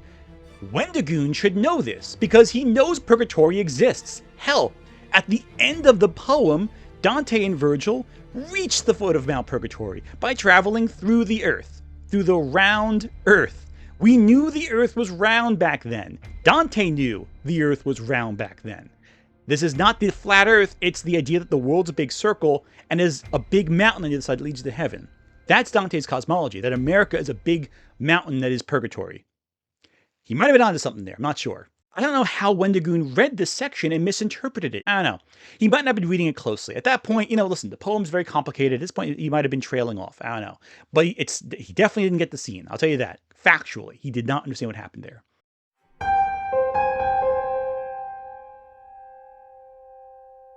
They are now in the 9th layer of hell, treason. As the previous 2 layers, it is subdivided this time into 4 parts. The first part is kindred or family betrayal. The second part is country or homeland betrayal. The third part is betrayal of guests and friends. And the 4th part is betrayal to God. Now, Wendigoon is wrong a little bit here, and I'm going to explain where. He says that the 9th circle is divided into sections, and that it's, you sin against family, against country, against friends, or guests, and then against God. That's not really the case. It's family, country, friends/guests, and then benefactors. There's a reason why Cassius and Brutus, who betrayed Julius Caesar, are at the pit of hell. They didn't betray God, they betrayed a benefactor, that being Julius Caesar, that being the Roman Republic. So God is just the greatest of those benefactors. It's a small point, but it's a point I want to point out anyway. As soon as they get there, Dante hears a voice say, "Be careful where you may step on a sinner." To which Dante pulls back and realizes that he is standing on a giant frozen lake that has heads popping up out of it. And all of the heads are living people who are permanently frozen, unable to move from the neck down. Obviously, the lake of ice at the deepest layer of hell, it's not as interesting in how the Malbolgia circle is, where each layer is a different punishment. It is just a circle of hell, where it's a frozen lake, people are frozen, their tears freeze, and the deeper you go, the worse the situation is, until you get to the very center, where people are fully submerged in ice. He keeps walking and comes across 2 people who are frozen, one's head up against the back of another, and the one who's pressed up against the back is eating the head of the man in front of him. Dante kneels down and asks what this is all about. And to answer him, the guy that is eating the other guy wipes his mouth on the hair of the guy in front of him and then begins to tell his story. He tells Dante that he himself was a count, and the man whose head he's eating was an archbishop who in life condemned him and his sons into a dungeon where they all starved to death. He gives a grueling account of how he was thrown in there for betraying the city of Pisa. And even though he deserved the treachery, also throwing his sons in there was a treacherous act. And it's heavily, or at least he heavily implies, that he ate his sons as they were about to die. Like that's how hungry he was. So he tells Dante, now the man is forever cursed to be the victim of my hunger. And then he just goes back to eating the guy's head. To which Dante, the takeaway he has from that is he stands up and he's like, Pisa is such a horrible city. I can't believe Pisa is this evil. Could you imagine that? And again, this is the thing that's so weird to me about this. He is in the 9th circle of hell. He has gone where quite literally no man has been before, standing above someone eating someone else's head for eternity. And he's like, man, Pisa really has to get their social climate in order. Now, Wendigoon, I think, misinterprets the message of the Count's story. Again, the Count and the Archbishop, who are locked in this eternal punishment of the Count gnawing on the Archbishop's brains, they both betrayed each other. They both betrayed their country. But the sin here that makes Dante so sympathetic is that the Archbishop's betrayal leads to the suffering of children. Yes, the Count should be punished in Dante's eyes, but the Archbishop shouldn't be forcing these children into the state of starvation. The scene is disturbing because innocents are tortured by the actions of those in power. When Dante says Pisa is a terrible city, it's not simply, oh, Pisa sucks, screw Pisa. No, it's saying that for any city to allow innocent children to suffer like this, maybe the whole city's structure should be upheaved. Maybe revolution should happen. That's what Dante is saying. He's saying that the systems in power allow innocent people to suffer. He's not saying, oh, those Pisan people suck. I mean, he kind of is, because he's an Italian from the 1300s, so he's he has his biases for Florence. But what he's really saying is these institutions that allow awful things to happen to innocent people should not be allowed to exist in a just world. That they should be a better system to help the people survive. It's revolution. It's the white Gilf philosophy that these city-states should be liberated from oppressive regimes that suppress them. That the systems of power devastate innocent lives. But because Wendigoon's so focused on the horror, he ignores how the majority of these episodes in this section focuses on pain. He ignores the story of how the Count's story focuses on a father who was guilty of sin, is still humanized. He laments he had to watch his innocent children starve alongside him. He laments how he was forced to survive through feasting on his children. That's horrifying. And the anguish that he feels is deeply moving, even at this deep circle of hell, because it reflects how the innocent are hurt by our systems. There are 4 people in this bottom pit of hell. The first, as mentioned, is Lucifer. Lucifer for betraying humanity and betraying God. The 2 on either sides of the heads are Brutus and Cassius. Now, that may not mean much to a lot of you, but for my boys who know about Rome, that's a pretty big deal. Brutus and Cassius are the 2 members of the Senate who conspired to murder Caesar. In other words, ending the original Roman Empire, which, as I mentioned earlier, Dante thought pretty highly of. So Caesar himself sat on a throne in the first circle of hell as such a great man, and now the 2 people who conspired to murder him and destroyed the Roman Empire are stuck here as well. Now, this is a minor thing right here, but Wendigoon, when he reaches Satan, says that Cassius and Brutus ended the original Roman Empire by betraying Julius Caesar. I think he misspoke. This is not what I think he meant to say, but it's vital to remember that Cassius and Brutus did not end the Roman Empire, but rather started the Roman Empire. Through the death of Julius Caesar, Augustus Caesar was named the first emperor of Rome. What the death of Julius Caesar marked was the end of the Roman Republic. It started the end of democratic process and allowed monsters like Caligula to take command of a people who no longer had a say. You know, Commodus from Gladiator, he was a real guy. He was also pretty terrible. Emperors cause suffering at an untold level, and Dante's aware of this.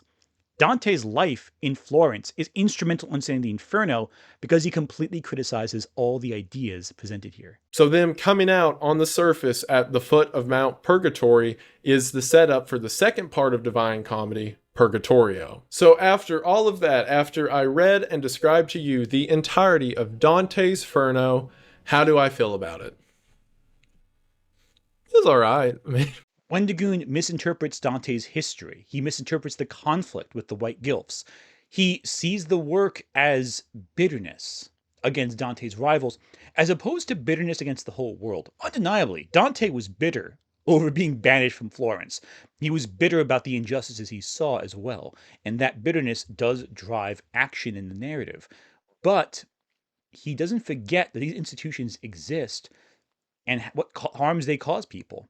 I feel like Wendigoon is looking for the horror answer to Dante's Inferno, but in the process ignoring the political and societal messages of the Inferno. Inferno is not simply a scary story because there's monsters in it. It's political satire, it's social satire, and it's a philosophy that is still relevant to this day. While Wendigoon keeps emphasizing the idea that no, it was of its time. There's ideas in here that aren't reflective of the modern religious institutions. That's simply not true. These are still issues that society faces.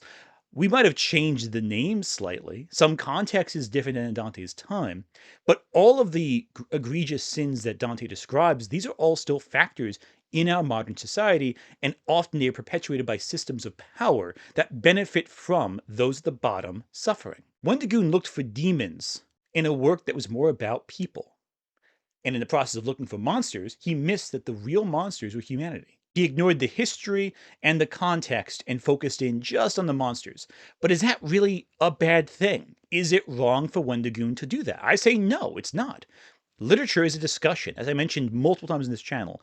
Just because I disagree with Wendigoon's read does not mean he is worse off or wrong. He's wrong about a couple things, but his read is still his read. He's allowed his interpretation of the text, just as I'm allowed my interpretation of the text. But I think the problem here is that we are kind of focusing in on specific reads of the text exclusively. On this platform, we embrace large creators, but not all large creators have a literary background, and so they look at it through a lens that they can interpret. In Wendigoon's case, he is a horror guy. He is a true crime guy. He is more interested in cryptids than he is in societal analysis. A work like Dante's Inferno is simply just not the right work for his skill set, though on the surface it appears to be. There are multiple works that overlap and intersect with horror that incorporate iconography that is very deep and very specific in terms of societal implications. But if you're looking for monsters, you might miss the forest for the leaves, as they say. Dante Alighieri obviously inspired many literary works. The House That Jack Built, for example, which I think is more in Wendigoon's circle, where it uses the imagery of Dante Alighieri in the Inferno to tell a story about a murderer who brags about his crimes and is ultimately condemned for hell. The problem is, though, that unlike Dante Alighieri's Inferno, The House That Jack Built doesn't really have anything to say about the nature of sin itself. It's more about one terrible person self-aggrandizing himself, and that ultimately, despite all of his pontification, he's doomed for the same place all of the sinners are going to anyway. He can't outsmart his fate. The film itself, however, is more interested in the guy bragging for 2 hours, 2.5 hours roughly. And that's not really the same thing as what Inferno is doing, which is analyzing the way we sin, analyzing the structures that lead to sin, and seeing the actual harm all of this causes from an Italian Catholic perspective. A better work compared to the Inferno is actually another work by another Italian, Pier Pasolini's Salo. Finally, a film of truly graphic, pretentious, and amazing sensationalism that I can fully get behind it. Salo is a 1970s adaptation of the Marquis de Sade story, The 120 Days of, a word I probably can't say on YouTube without getting this video demonetized. Pier Pasolini grew up in fascist Italy. He came of age after World War II ended. In his youth, he was more right-wing. After World War II ended, he quickly reevaluated his beliefs and actions and became a staunch leftist. In the process, a lot of his work reflects the ideas of his politics and philosophies. Nowhere is that more obvious than in Salo. The movie focuses on 4 fascist leaders at the end of fascist Italy. And for a spot of fun before the war ends, they decide to take a bunch of youths from various parts of Italy and torment them for 120 days. What they ultimately do is, through humiliation and these sick rules, break these teens down and rebuild them into young fascists. Those who cannot conform to the rules are made an example of in horribly cruel ways. But those who conform emerge out the other side as basically miniature fascists ready to perpetuate the violence they themselves have experienced over this period of time. And the idea of this film is, very simply put, that through consumerism, through humiliation, through violence, people are broken down based on their components and rebuilt to perpetuate systems of harm to others. Now, without discussing the violent actions themselves, this makes sense, right? It's a pretty straightforward analysis. However, most people, when talking about Salo on YouTube, focus exclusively on the various tortures as opposed to the message behind the film. And that's because the tortures themselves are shocking. They're arresting. They're staggering to watch. It's hard to take your eyes off of some of the stuff that happens in this film. However, Pier Pasolini wanted to discuss and analyze how people like himself as a youth are broken down by fascism and rebuilt to be miniature fascists. That is the message of the movie. That is the idea behind it. But no one really talks about that online. You talk about it in film circles and literary spheres, but you don't talk about it online because the thing that people want to talk about are the horrible stuff that happens in the movie. You want to see the disturbing discussions. You want to see what happens because that's what captures your imagination. Its reputation, though, is its own worst enemy because it's so memorable for the awful stuff that happens that you forget, and hey, there's a lot of messaging going on here. There's a lot of ideas being presented. The Inferno is the same way. Dante Alighieri created a work that was about society, that was about societal structures. But because it featured going to hell, people want to know what happens in hell. That's how I started reading the book. I first read Dante's Inferno as a teen because I heard it was a book about going to hell. That sounded interesting. I wanted to see some scary monsters, and I got what I came for. But as I came back to the work again and again and again, I realized there's a lot more to this. There's a lot more about society. Yes, it draws you in with the imagery and the nightmare stuff, but if we stopped there, we'd be missing out on the real message of the book. Why is Dante Alighieri's work so special? There's tons of disturbing books from the Middle Ages, the Renaissance, that deal with hell and the torments. But we're not reading Malleus Maleficarum in the modern day. We're reading Dante Alighieri's Inferno, and it's because the work has more to it. The problem I have with Wendigoon's video ultimately is it diminishes Dante Alighieri's work. It is turned into just another creepypasta, another collection of cryptids and devils to discuss. And that's fine if that's what you're looking for. It has stuff like that. But my issue is when they say it's a substitute for the book. It's a replacement for the book. And I'm sure Wendigoon just said that as like an off-the-cuff comment. It's not worth analyzing deeply, like, oh, does he think his work is better than Dante Alighieri? I'm not saying he says it at all. But I am saying that with his work, with Wendigoon's work specifically, it gave the impression to his audience that, hey, you don't need to read the work itself. You don't need to analyze the work itself. My analysis is good enough. And hey, it's fine if that's the case. Dante Alighieri's work is not for everyone. It's a tough read if you're not accustomed to that language. And certain translations are more difficult to read than others. I think my translation's a little more elevated language in the sense that it's all doths and these and all that, whereas other translations, they're more straightforward. They wanted to retain the poetics of Dante Alighieri's original Italian, but in doing so, made it a little bit difficult to read, which as a teenager, not the best choice for your first translation. I got a different translation later on, and it was more clear to me to read when reading that. That being said, of course, what's the point of all this? A lot of people online want to analyze disturbing media. They do, and a lot of people want to read about it or hear about it. But by boiling down these works to just the most disturbing points in the story, I think we lose the message of these creators. And not all works should be grouped in with each other. If you take Dante Alighieri's Inferno and Pier Pasolini's Salò, and we put them in the same camp as, say, The Human Centipede or a Serbian film, well, it feels weird, doesn't it? Alighieri and Pasolini are literary creators. They make work that has layers to it. You can enjoy them on the surface, but there's depth, there's messaging, there's real-life ideas. And if you appreciate all the layers collectively, you get a real appreciation for why this work is so profound. You might pick up on the idea that it's profound, but you're not really sure what is going on with it, unless you analyze it more.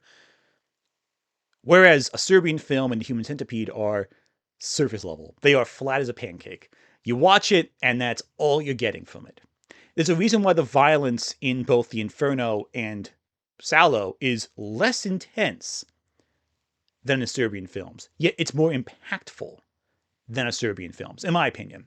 Because though a Serbian film has some of the most shocking violence on screen I've ever seen in anything, it also means nothing because I care nothing about the characters. I don't care about the message. I don't care about the world. I don't care about what it's trying to say. It's just violent slop.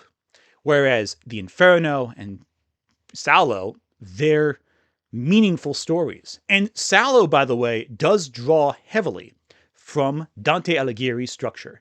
They are the four circles in Sallow, each one another depth of depravity and cruelty that drives people closer and closer to becoming a fascist, to becoming the same violent type of person that Dante Alighieri would place in the 8th and ninth circle of his own hell. It's a story about turning someone into someone who would use fraud, who would betray a benefactor, who would betray his country in order to make a quick buck for themselves or find personal satisfaction in cruelty. They are the same people who, like the Archbishop, would send a count's sons, the innocent sons, into a hellscape of starvation and torture for the sake of it, for mere cruelty. The world that the fascists in Sallow create is the same world that Dante condemns when discussing Pisa in the Ninth Circle. It is a world that should not exist because such cruelty should not be enacted upon the innocent. There is no fairness and justice. But, in the end, that's the way of evening the playing field. All are the same in death, and no matter how powerful you are in life, when the great equalizer comes, everyone is brought down to Dante's world of justice. That's what Dante means when he says the torture that these people face in hell is perfect. It is perfectly suited because in life we are powerless against those like Sallow's fascists, like those monsters. That is the message that Dante Alighieri is pointing out. It is his own way of trying to rationalize what happened to him. How his life was destroyed by powers outside of himself who just wanted some money, who wanted power and authority, or maybe just a few modicums more of power than he already had. And by ignoring that, I think Wendigoon does his audience a disservice. He's not analyzing the work in as far as he could take it. There's always a little more you can go with analysis. There's always a little bit of a step further. And Wendigoon stops short of ever getting close to that. That is my problem with his review. He describes what happens somewhat well. He leaves out some details, changes some focuses around. Okay, that's nitpicking on my part, whatever. But he leaves out all the ideas behind it. And you know what? I think the review is a good starting point. It's not a substitute for the work, but it's a good starting point. If you want to know more about Dante Alighieri's work, read it. Look up his history. Delve into what drove this man to create these worlds and vivid visions of horror. But don't stop there. I think ultimately speaking, we need to have a discussion about how online criticism often is the starting and ending point for a lot of people's journeys into mystery and literature. If we keep going, if we keep pushing to understand works that we value and love, we can get a greater understanding of the work and in turn of our society. And that's my problem.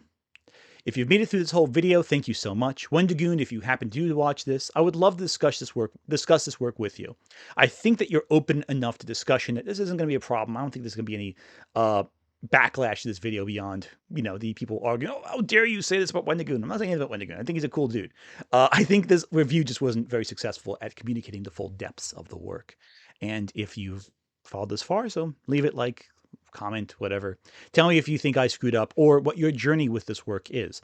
Have you read Dante's Inferno? Do you have an experience with it? Take a look and let me know. All right then. Take care.